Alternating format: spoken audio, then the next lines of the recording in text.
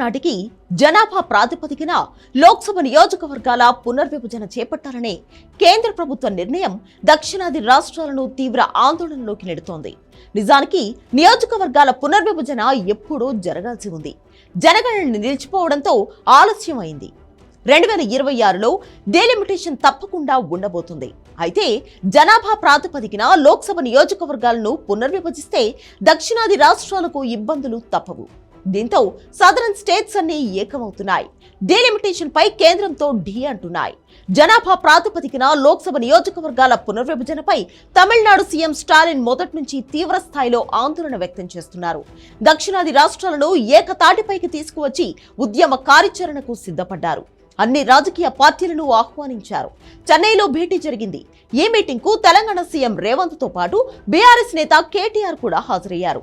వారితో పాటు Kerala CM Pinarayi Vijayan, Punjab CM Bhagwant Mann, Karnataka నుంచి డిప్యూటీ సీఎం డీకే శివకుమార్, ఒడిశా నుంచి బీజేడీ ప్రతినిధులు హాజరయ్యారు. ఏపీ నుంచి వైసీపీ కూడా యుద్ధానికి సిద్ధమే అన్నట్లుగా పరోక్షంగా ప్రకటన చేస్తోంది. డెలిమిటేషన్ వ్యవహారంపై మోదీకి జగన్ లేఖ రాశారు. డెలిమిటేషన్ పై చెన్నై మీటింగ్ తర్వాత దేశ రాజకీయాల్లో కొత్త చర్చ మొదలైంది.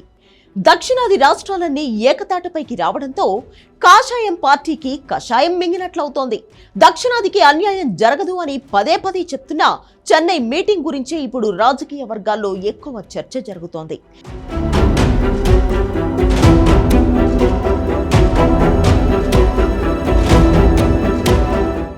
జనాభా ప్రాతిపదికన డెలిమిటేషన్ జరిగితే నిధులు తెచ్చుకోవడంలో, అభివృద్ధి ప్రాజెక్టులను సాధించుకోవడంలో దక్షిణాది రాష్ట్రాలు వెనకే ఉండిపోయే ఛాన్స్ ఉండదని, ఉత్తరాదిలో వచ్చిన మెజార్టీతోనే కేంద్రంలో ప్రభుత్వాలు ఏర్పాటైతే దక్షిణాదిని పట్టించుకోవాల్సిన అవసరమే ఉండదనే ప్రచారాన్ని సౌత్ పార్టీలు జనాల్లోకి తీసుకెళ్లాయి.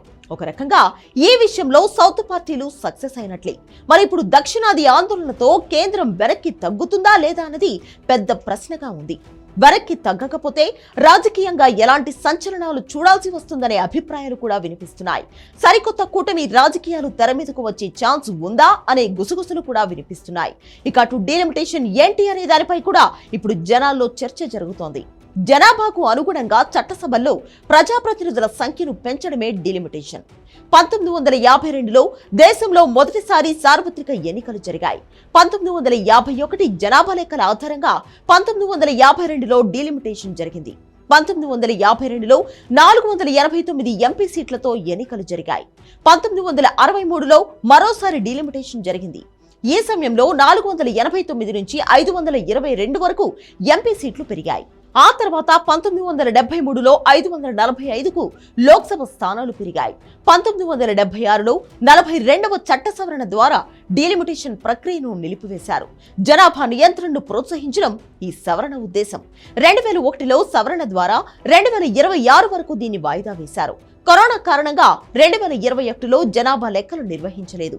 2026 నాటికి భారతదేశ జనాభా 142 కోట్లకు చేరుకుంటుందని అంచనా. జనాభా ప్రాతిపదికన డెలిమిటేషన్ జరిగితే లోక్సభలో దక్షిణాది రాష్ట్రాల వాటా తగ్గే అవకాశం ఉందని దక్షిణాదికి చెందిన పార్టీల నాయకులు అనుమానం వ్యక్తం చేస్తున్నారు. లోక్సభలో మొత్తం ఎంపీ సీట్లు 543 ఉండగా ఇందులో దక్షిణాది రాష్ట్రాల వాటా 129 సీట్లు. అంటే జాతీయ స్థాయిలో 24% అన్నమాట. డెలిమిటేషన్ తర్వాత లోక్సభ సీట్ల సంఖ్య 753 పెరిగే అవకాశం ఉందని అంచనా.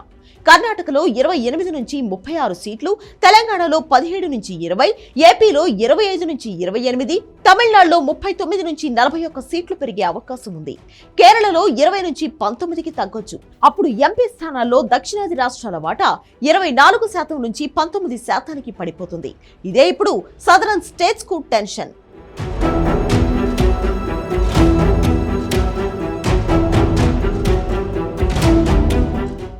జనాభా ప్రాతిపదికన లోక్సభ స్థానాలు పునర్విభజిస్తే ఉత్తరాదిలో భారీగా సీట్లు పెరుగుతాయి. జనాభా కంట్రోల్ చేయడంతో దక్షిణాదిలో తక్కువ సంఖ్యలో ఎంపీ సీట్లు పెరుగుతాయి.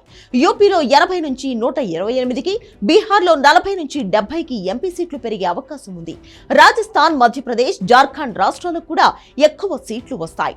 అయితే డెలిమిటేషన్ లో దక్షిణాదికి ఎలాంటి నష్టం జరగదని కేంద్రం అంటున్నా ఈ యుద్ధం ఆగడం లేదు. మరో 25 ఏళ్ల పాటు లోక్సభ సీట్ల సంఖ్యను పెంచొద్దని, 543గానే ఉంచాలని దక్షిణాది డిమాండ్ చేస్తోంది. జనాభా పెరుగుదలను కంట్రోల్ చేసినందుకు శిక్షించడం కరెక్ట్ కాదని దక్షిణాది రాష్ట్రాలు వాదిస్తున్నాయి. డెలిమిటేషన్ అనేది రాజకీయంగా సెన్సిటివ్ ఇష్యూ. జనాభా ఆధారంగా న్యాయమైన ప్రాతినిధ్యాన్ని నిర్ధారించడం దీని లక్ష్యమైనా ఇది తమ రాజకీయ ప్రభావాన్ని దెబ్బతీస్తుందని దక్షిణాది రాష్ట్రాలు భయపడుతున్నాయి.